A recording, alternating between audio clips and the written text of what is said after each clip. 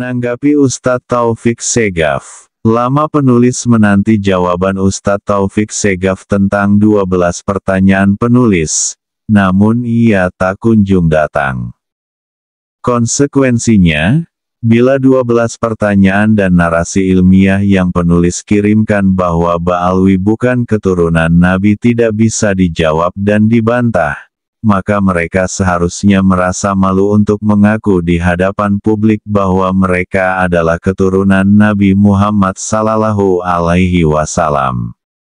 Kini telah tersebar dan telah banyak diyakini masyarakat luas, bahwa Ba'alwi bukanlah keturunan baginda Nabi Muhammad Sallallahu Alaihi Wasallam.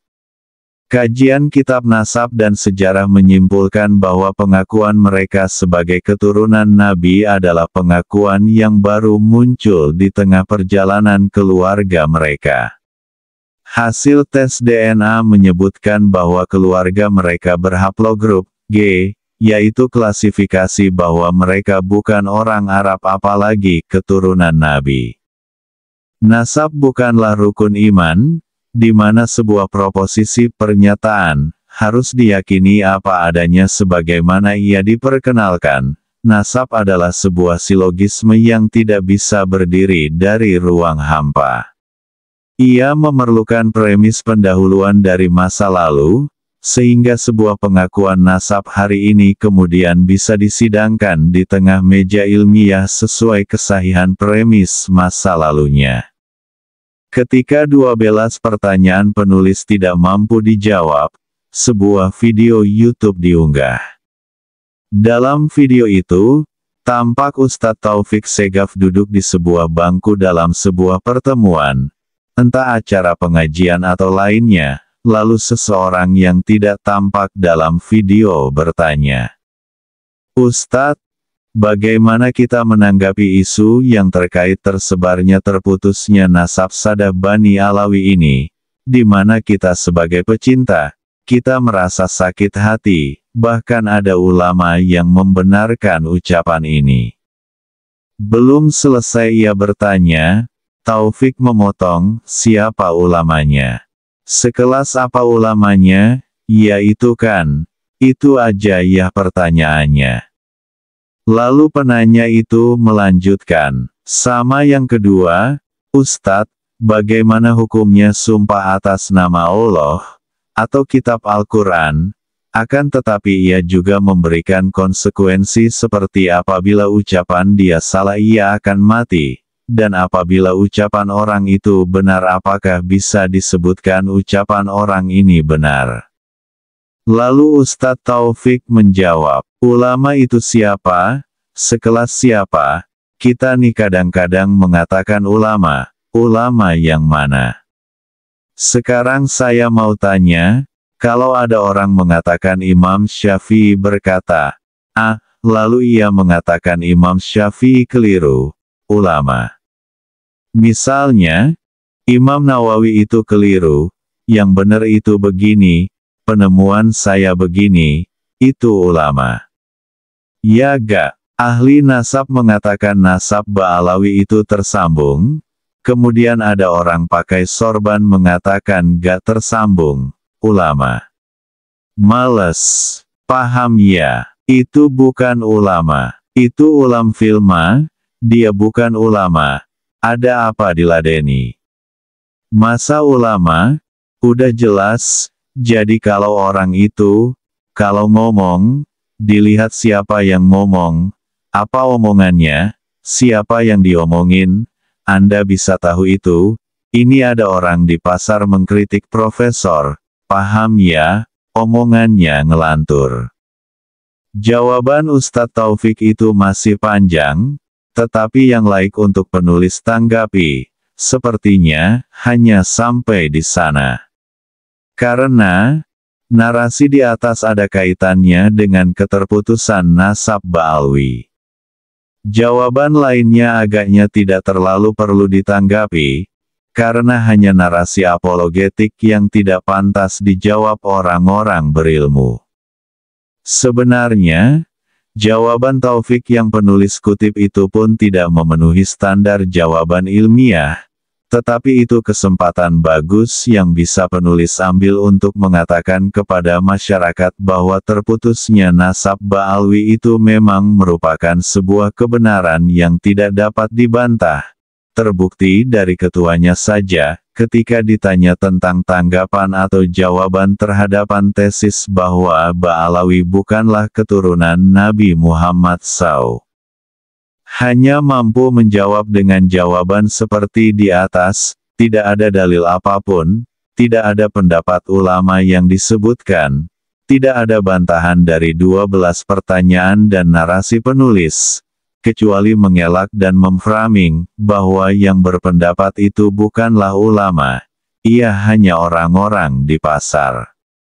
Ia mengatakan, yang membatalkan nasab Ba'alwi bukan ulama, padahal dalam surat penulis, selain penulis sematkan nama lengkap penulis, penulis pula tambahkan bahwa penulis adalah pengasuh pondok pesantren, ketua Komisi Fatwa MUI Provinsi Banten, dan pengurus LBM PBNU.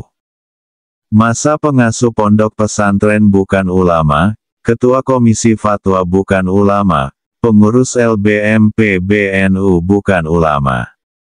Apakah ulama itu, menurut Taufik Segaf, harus dari marga Ba'alwi atau ia yang mau mengakui Ba'alwi sebagai keturunan Nabi saja?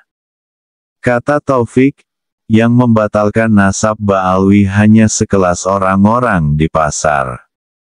Ia belum tahu, atau pura-pura tidak tahu, bahwa kiai-kiai di tempatnya berada, Pasuruan, telah mengundang penulis untuk berceramah di sana, dan setelah ceramah, para kiai sepuh di Pasuruan mengundang penulis untuk mampir ke rumahnya, ke pesantrennya, sekedar untuk mengatakan bahwa mereka mendukung penulis, setuju dengan tesis penulis, dan agar penulis melanjutkan sosialisasi batalnya nasab Ba'alwi. Apakah kiai-kiai itu, menurut Taufik, hanya orang-orang di pasar? Ketika tersebar berita bahwa penulis tengah berada di Pasuruan, lalu ulama-ulama dari daerah lain menghubungi agar penulis pun bersedia mampir ke rumahnya, ke pesantrennya, di Magetan, Probolinggo dan kiai-kiai di Jember. Apakah mereka bukan ulama dan hanya orang-orang pasar? Banyak ulama-ulama yang telah menghubungi penulis, agar jika penulis berada di daerahnya, penulis bersedia mampir ke rumahnya, ke pesantrennya, dan kebanyakan dari undangan silaturahmi itu, belum dapat penulis penuhi karena keterbatasan waktu. Beberapa PCNU di Pulau Jawa bahkan telah mengundang penulis. Mereka mengumpulkan pengurus mulai dari jajaran Syuriah, Tanfiziyah, MWC sampai ke pengurus ranting untuk berdiskusi dengan penulis. Sebagian dengan mengadakan acara umum, sebagian lagi acara tertutup. Sebagian sengaja dipublikasi, sebagian lagi tidak. Apakah mereka bukan ulama dan hanya orang-orang pasar? Dari luar Pulau Jawa, banyak kiai-kiai, tuan guru, yang datang ke pesantren penulis, menyatakan dukungan dan keterharuan, bahkan dari mereka, ada yang hanya sekedar membacakan puisi di hadapan penulis yang telah dipersiapkannya dari rumah. Seperti puisi dari Sumatera, dari Jawa Timur ada yang membuat syair dalam tembang-tembang bahasa Arab. Sebagian dari mereka lagi, menghubungi penulis dengan alat telekomunikasi, dari Sumatera, Kalimantan, Sulawesi dan Maluku. Sebagian lagi meminta waktu untuk diadakan acara ceramah dan seminar penulis di pulau-pulau itu. Apakah mereka bukan ulama? Semua narasi berkesan ria dan sumah itu, dengan berat penulis sampaikan, untuk menjawab pertanyaan Ustadz Taufik Segaf, siapa ulama itu? Matahari memang masih sama, tapi waktu telah berubah.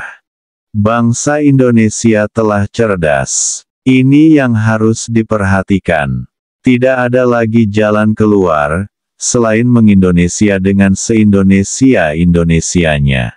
Melucuti nama yang bukan Indonesia, melupakan pengakuan palsu nasab mulia.